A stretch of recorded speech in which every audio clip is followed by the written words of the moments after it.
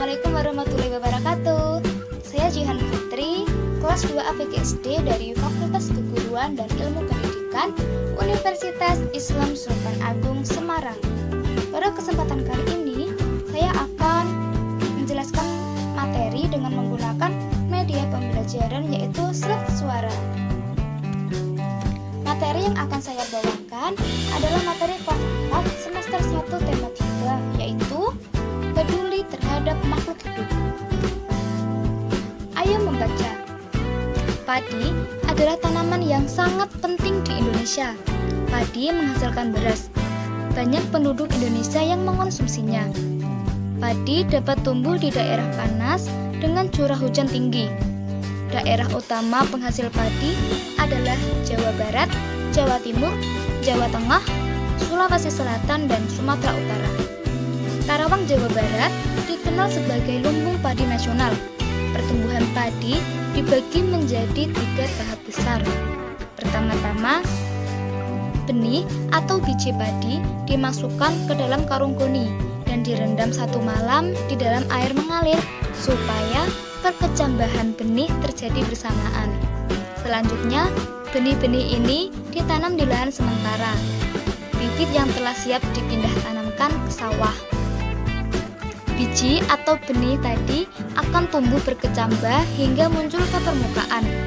Bakal akar dan tunas menonjol keluar, lalu batangnya memanjang.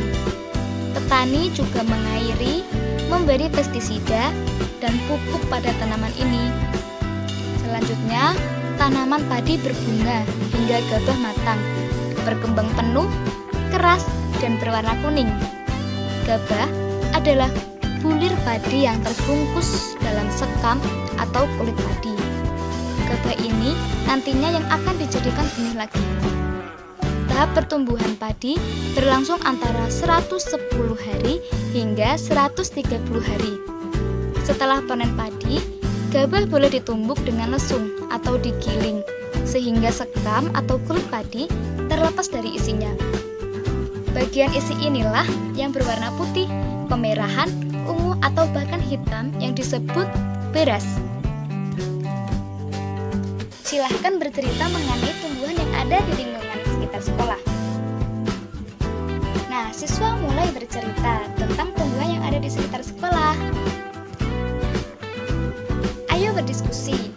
Di sini ada 3 gambar, gambar A, gambar B, dan gambar C. Siswa mendiskusikan berdasarkan gambar di atas. Apa tindakan yang mereka lakukan? Apakah tindakan tersebut baik? Mengapa? Apa dampak bagi lingkungan? Apa dampak bagi orang lain? Apakah perbuatan dalam gambar tersebut melanggar hak orang lain? Mengapa? Nah, guru memberikan penjelasan inti dari pembelajaran. Setelah menganalisis berdiskusi tentang 3 gambar yang tadi, mereka peserta didik akan paham mana hal yang harus dilakukan kepada lingkungan dan mana yang tidak. Kita hidup berdampingan, maka sudah sepantasnya kita saling peduli sesama makhluk hidup, baik tumbuhan maupun binatang, agar lingkungan menjadi seimbang dan lestari. Apakah kamu punya hewan peliharaan? Apa yang harus kita lakukan terhadap hewan peliharaan kita? Di sini ada cerita tentang Dayu dan si mungil. Sudah sejak lama, Dayu ingin punya hewan peliharaan. Dayu ingin memelihara kucing. Dulu, ibunya berjanji, Dayu boleh memelihara kucing ketika Dayu sudah cukup besar. Kata ibu, Dayu bisa mempunyai hewan peliharaan jika sudah mandiri dan bisa bertanggung jawab. Sekarang, Dayu sudah kelas 4 SD. Senang sekali hatinya ketika suatu hari ibu memberikannya izin untuk memelihara seekor kucing. Setiap sore, kucing belang berwarna hitam coklat itu berkeliaran di halaman rumah Dayu. Dayu memberinya nama si mungil sesuai dengan tubuh mungilnya. Ayo berdiskusi.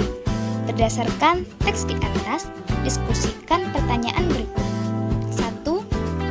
Hewan apa yang dipelihara Dayu? 2.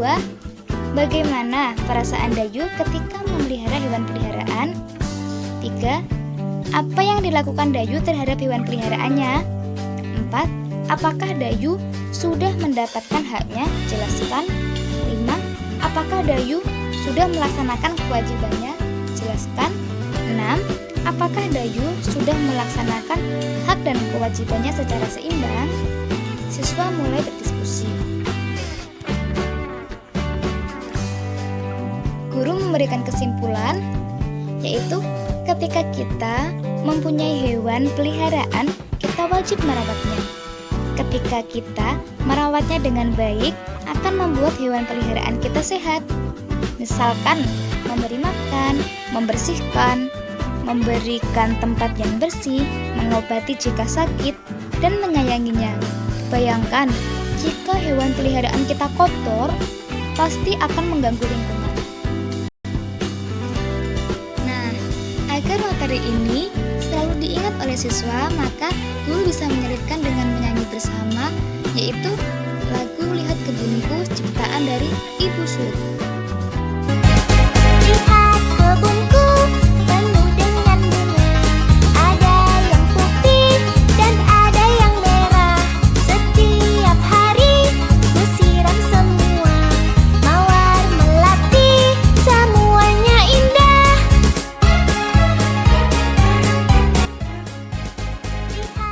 Sekian materi yang dapat saya sampaikan. Apabila ada salah, mohon dimaafkan.